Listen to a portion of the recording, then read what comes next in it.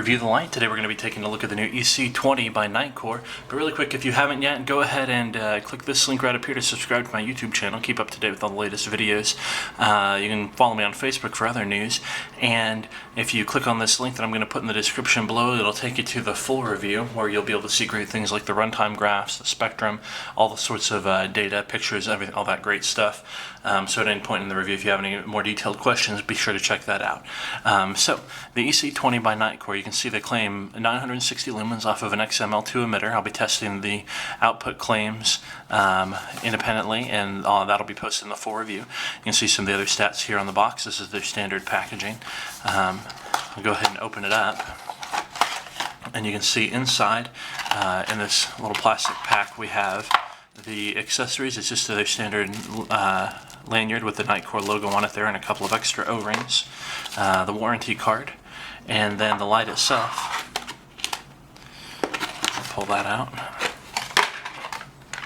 Alright, so you can see it's a very compact light. Like I said, it runs off of a single 18650 battery. It is very slim. You can see it even in my hand. It just extends beyond the end of my hand a little bit, so it's a little bit longer than maybe some of the most compact 18650 lights, but it's probably one of the most compact 18650 powered lights that I've reviewed. So that's a nice feature. It's, like I said, powered by an XML2 emitter, so you can see that down in there. It's that's currently one of the most efficient high brightness emitters you can get, so that's good to see. You got the smooth reflector, but it is fairly small, so this isn't going to be a mega thrower. And you can tell it's got a couple of heat dissipation fins in here. That helps increase the surface area of the light, so when heat builds up, it can move the heat out away from the emitter into the body and then into the air around it quicker. Now, this is still a very small light, very compact, so it's not going to be able to run at the maximum brightness for very long. I think about 5 minutes is what the manual says that it'll run before it will automatically step down so that it doesn't overheat. And you can check that again in the full review. You can see the runtime graph. So it's completely controlled by this single side switch right here. You may have seen that if you're familiar with Nitecore's lights, this is very similar to the P12. The main difference between this and the P12 being that this one does not have a rear switch. You can see it's just the flat tail right there. There's no switch. It's just completely controlled by this, where the P12 does have that rear switch and the side switch. So that's going to be the main difference if you have both of them and get to take a look. And I've got some pictures of them side by side in the full review. So like I said, completely controlled by this switch. It says mode on it right there, but it also turns it on and off. And there's a blue LED in there we'll see later. You can see the Nitecore logo on the one side, EC20 model name on the other. And again, the tail cap is just completely flat. It has a great stable tail stand all by itself there, so that's nice. And it's got a spot where a design so that you can put the lanyard and attach the lanyard here and still be able to do that tail stand because it's got that notch there, so that's great. We'll go ahead and open it up and take a look inside. It comes apart in two sections. Well, three sections, and comes apart in two places, makes three sections. Inside the head, and you'll see Nitecore's standard mechanical reverse polarity protection. So if you look closely, you can see that gold-colored part there is where the contact is made from the battery to the head, and it's surrounded by this plastic ring. So you need to have a battery that has at least a little bit of a raised top, a button top battery, in order to make connection there. If you just have a flat top battery, it's not going to be able to make it past the reverse polarity protection. So what that does is if you say insert the battery backwards here, the flat end isn't going to be able to make connection there, and you won't damage the electronics at all or the battery by having the battery in there backwards. So if you take a close look at the threads, nice square cut anodized threads. Those will last a long time. They came real well lubricated. That's what I like to see in the lights. I'll put that section back on. The rear threads are the same. They're the square cut and anodized. So again, they'll just last a long time, and really smooth action when you take the thread, when you screw the things on and off. If you look in here, you see the large rear spring, make connection with the negative terminal of the battery. So you've got the battery loaded up in there. You notice here it's blinking a few times. It did 4 blinks and then 2 blinks. This is a voltage indicator for the battery. So whenever you insert the battery, it will read out the voltage in a series of blinks. and the first number of blinks that it does is the number in front of the decimal, and the second number is the number behind the decimal for the battery voltage. So again, I'll just loosen and tighten this really quick, and you see it does 1, 2, 3, 4, and does pause, and then 1, 2. So it's 4.2 volts right now, so it's fully charged battery that I have in there. So that's a good way, anytime you need to check your battery voltage, you can just loosen and tighten the tail cap and check it out. That's a great feature. Anyway, so to turn it on, you just give it a single click, and you can see not much. It looked like it happened because it came on in its lowest mode. It's moonlight mode, I believe they call it, and it says that this is about 1 lumen, and that matches with what I've measured. So obviously you can't see it too well here in this lit room. We'll be able to look at how bright that is again when I take it outside in the dark, but here you can see it on my hand. A little bit of light coming out, and the 1 lumen is good for just seeing around in low light without ruining your night vision or drawing a lot of attention to yourself or that sort of thing. So if I want more brightness, I hold down on the switch for about half a second, and it moves up to the next mode. It's low mode, it's medium, and it's high. And again, I'm just cycling through these modes by holding down on the switch. My camera's auto brightness can't quite keep up with me here, but you can see that's a pretty bright beam when on the high.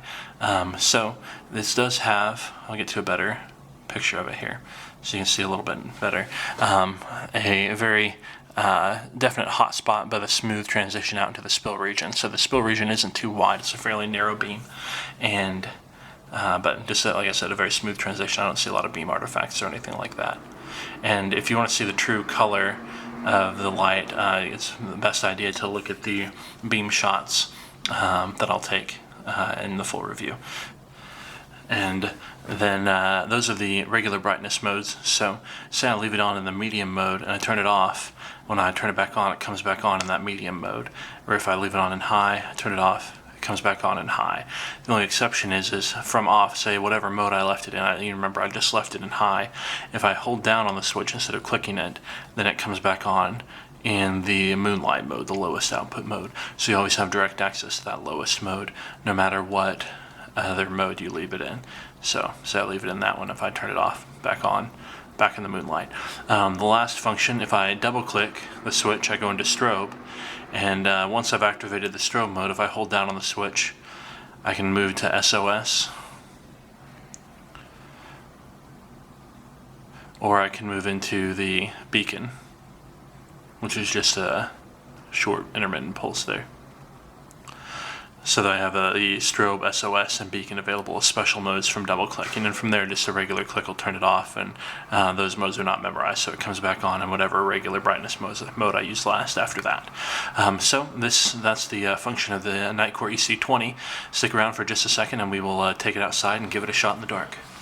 Alright, we've got the Nitecore EC20 out here in the backyard, so we're going to go ahead and fire it up really quick. I'll show you again the blinking of the switch. There's a 4 and a 2, so we're at 4.2 volts fully charged battery. That's great. So I'll go ahead and fire it up, and you can see here we've got the lowest mode. It's pretty dim. Depending on the brightness settings on your monitor, you may or may not be able to tell where the beam is, but you can see it there kind of on the side. I will quickly point the camera a bit to the ground, so here we are looking at the ground, and even there you can see it's pretty dim. So we're going back up.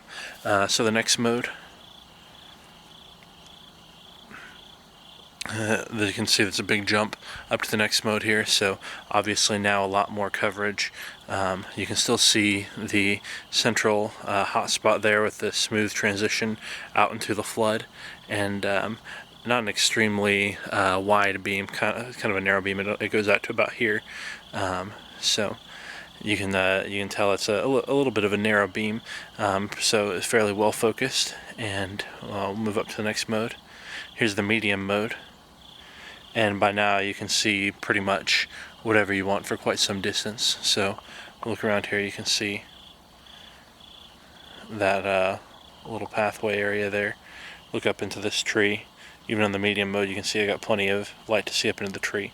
But then if I want to bump it up into the high, there you can see that's very bright, very well-defined hotspot, but still that smooth transition out.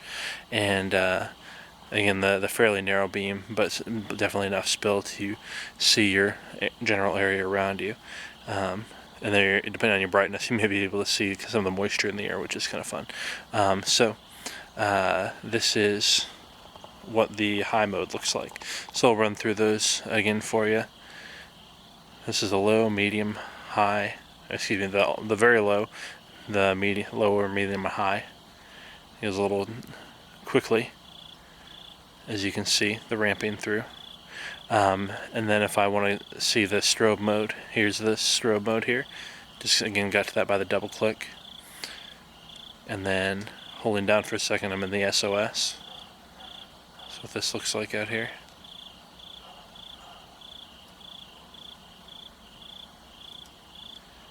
And then, oops.